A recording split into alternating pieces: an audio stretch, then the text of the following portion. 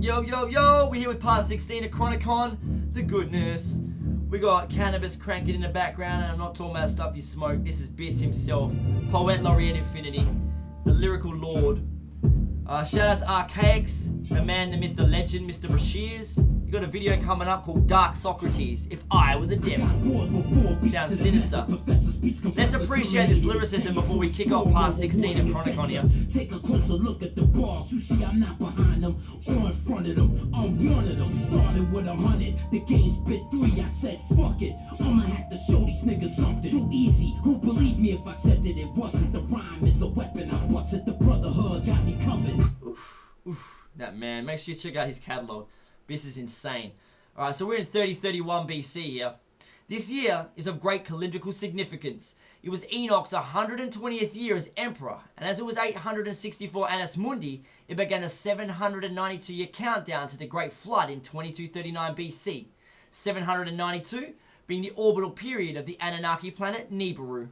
This year was 2208 of the Anunnaki chronology, or 552 times 4 years, and 408 years since their descent to Earth, or 2,448 plus 2,448 months.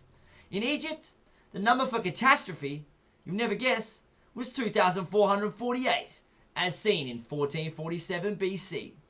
The number 864 links time and space and is the most important of all calendrical numbers. It is the mathematical nexus between all the world's calendrical system based off of the numbers 6, 12, and 144, which is a golden proportion number. In time and space, it relates to the movement of the Earth. A day, 86,400 seconds. 60 days, 86,400 minutes. 360 days, 8,640 hours.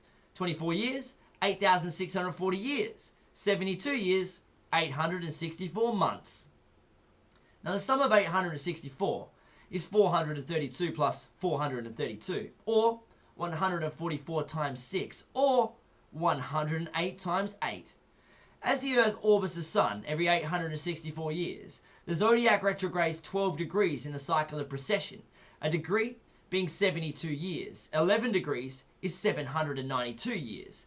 This occurs as Earth travels along the ecliptic plane at 666,000 miles per hour around the Sun.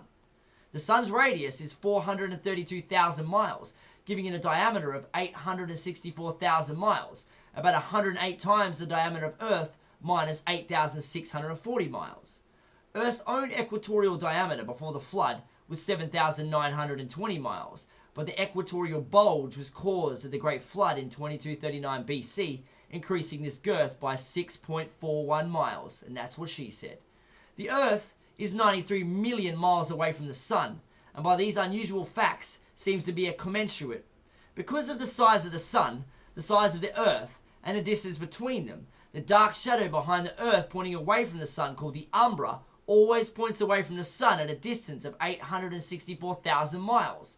The umbra is the region of total shadow, unlike the penumbra, which is partial shadow. This year of 3031 BC is also the 864th month of the Vedic chronology.